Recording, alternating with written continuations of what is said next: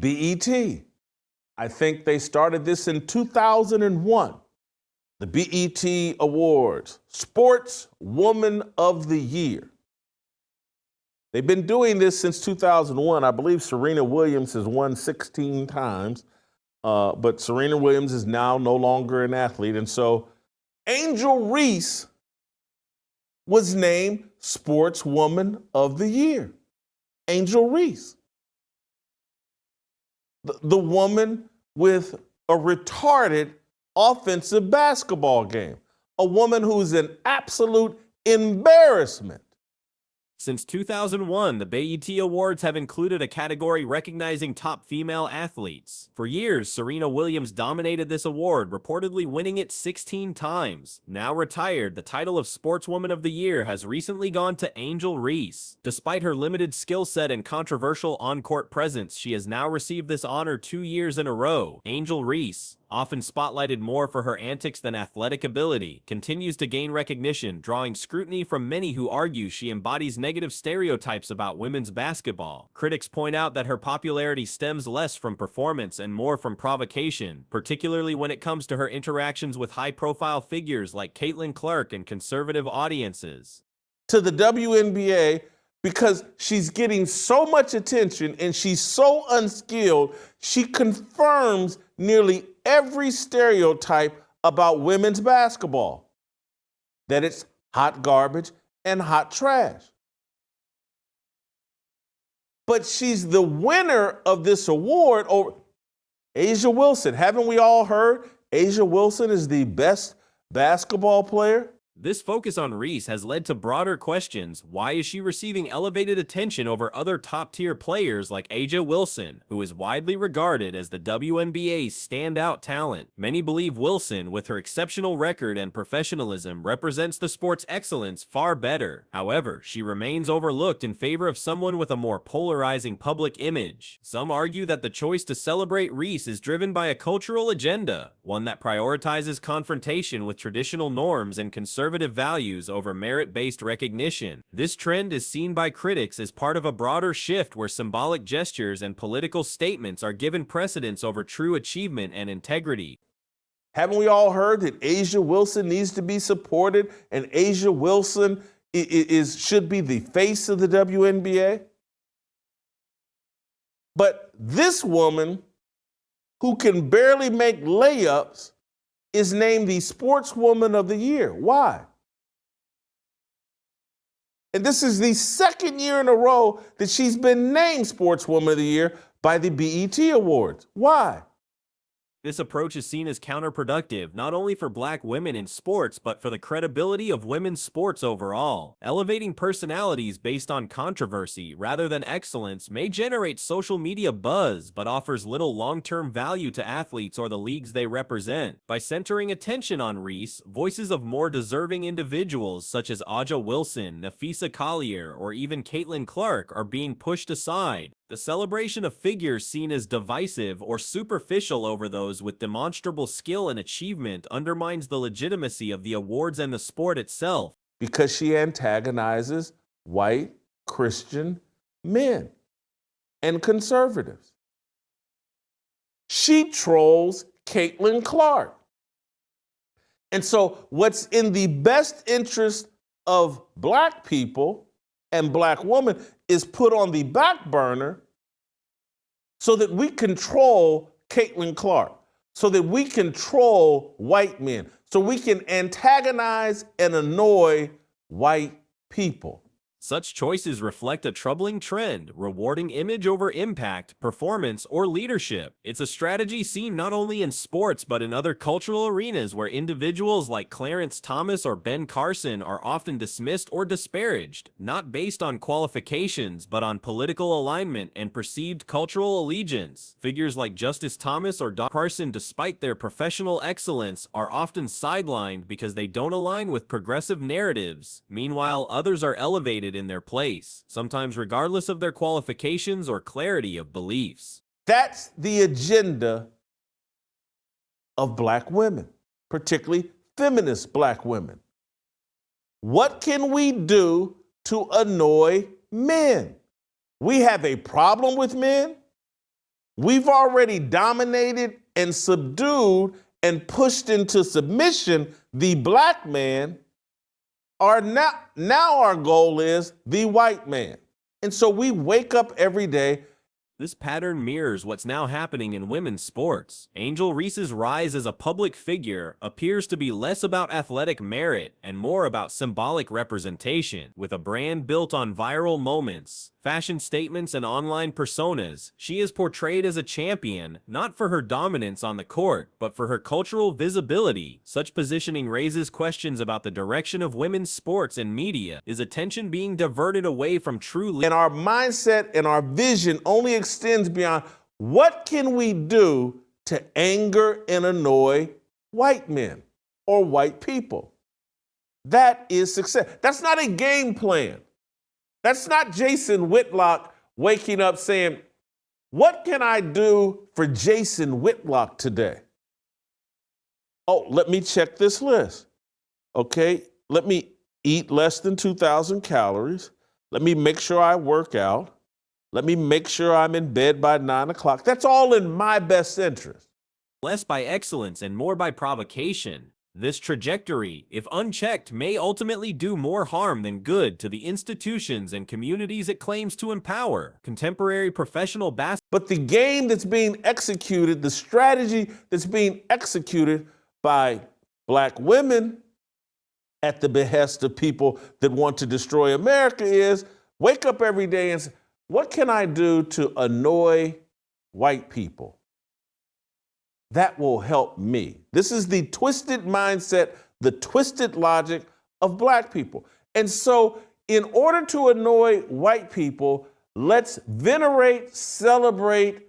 The current level of scrutiny facing certain athletes represents unprecedented pressure in modern sports, comparable only to Jackie Robinson's experiences during baseball title resistance and professional skepticism. Similarly, modern athletes face intense media attention, social criticism, and elevated expectations that create comparable psychological challenges. And place Angel Reese on the highest pedestal in women's sports. Let's place her on the highest pedestal in women's basketball. This does not serve black women, the WNBA, women's sports, women in general. It will get you clicks. It will get you hate tweets and posts, but it does not serve you. We've centered Angel Reese. The comparison highlights how external pressure can either destroy athletic careers or forge exceptional resilience and performance capabilities. Athletes who successfully navigate these challenges often achieve legendary status through their responses to adversity. Caitlin Clark's recent performance against the undefeated New York Liberty exemplified extraordinary athletic achievement under maximum pressure. Her 32-point output included 25 first-half points and 6 first-half three-pointers from extraordinary distances. We've never seen an athlete under this kind of pressure, other than Jackie Robinson, and that was in 1947 and 1948, long ago, before any of us were watching sports. That was Jackie Robinson under the kind of pressure that Caitlin Clark is, and comes out with this three-point barrage and this performance that is absolutely amazing. Can we play? This is her against the number one. Her team's 4-5. The New York Liberty come in 9-0. They're the best team in the WNBA. The shooting display featured consecutive three-point conversions from 31, 33, and 32 feet respectively. These distances exceed typical three-point range by significant margins, requiring exceptional accuracy and confidence under competitive pressure. The performance drew comparisons to Stephen Curry and Damian Lillard's most impressive displays, though the consecutive nature and distance of Clark's attempts may represent unprecedented achievement in professional basketball, regardless of gender. Commentary teams became speechless during the sequence, unable to provide adequate description for the exceptional display of shooting skill and competitive execution under pressure. I will admit the Liberty were playing without Jonquel Jones, who I believe is probably their most important player. Not sure if she's their best, but she's some 6'5", 6'6" center that handles the ball like a guard, shoots from three. Anyway, she was out. But the Liberty are still undefeated and still the best team in the WNBA. And this woman comes out and scores 32 points, 25 in the first half. The performance invited comparisons to Tiger Woods' dominant 2000 U.S. Open victory at Pebble Beach, where Woods won by 15 strokes in one of golf's most commanding major championship performances. Woods' 2000 U.S. Open represented complete athletic dominance, where superior skill, mental preparation, and competitive execution created insurmountable advantages over elite competition. The comparison suggests Clark's performance achieved similar levels of dominance within basketball context. Knocks down 6 threes in the first half. She knocks down threes from 31 feet, 33 feet, 32, just from all over the court. It's Steph Curry. It's Damian Lillard. I don't think we've seen a man hit a barrage of three-pointers from that kind of distance. And she did 3 in a row, all from 30-plus feet. I don't think we've seen a man do that. This is otherworldly. This is Tiger Woods.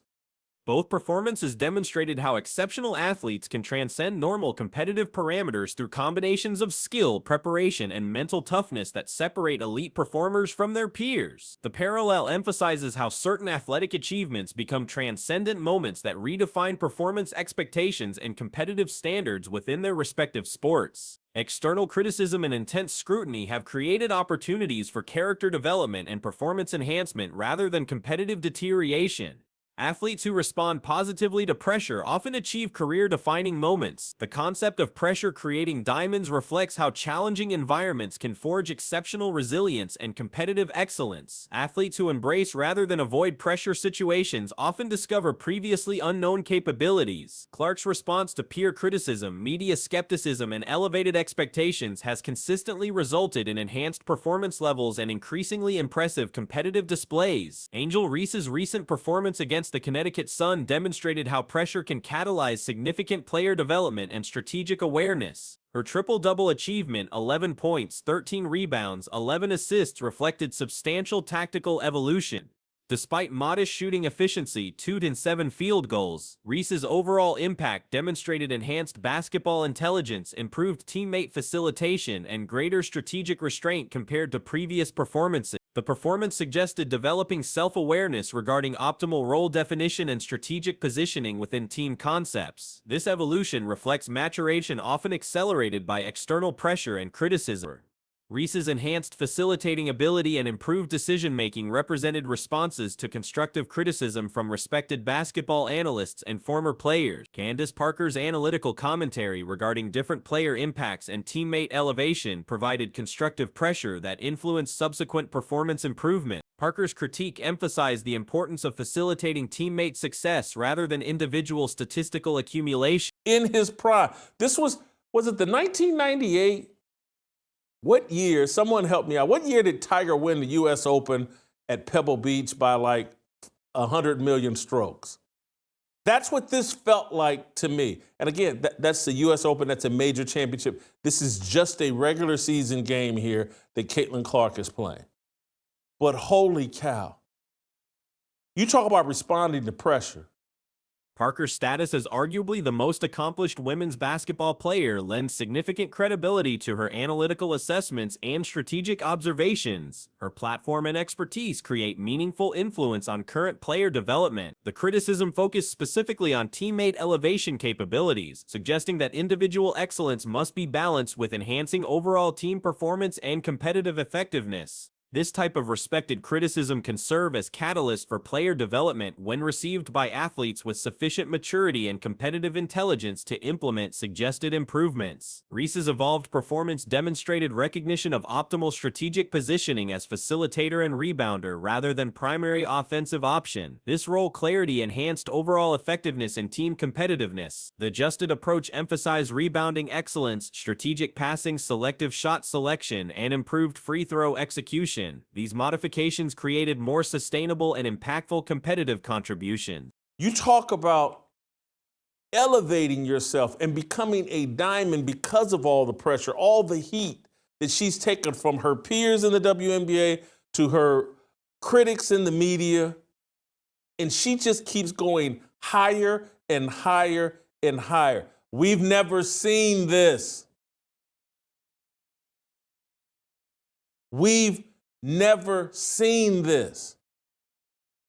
The only thing that I was there in 2000, I'm just remember 2000. Strategic self-awareness represents professional careers from those limited by poor strategic understanding. The Chicago Sky's 2-7 record created additional pressure for individual players to demonstrate value and competitive contribution. Poor competitive character team struggles can either motivate individual improvement or create additional performance anxiety. Athletes who respond positively to competitive focus represents significant psychological challenges.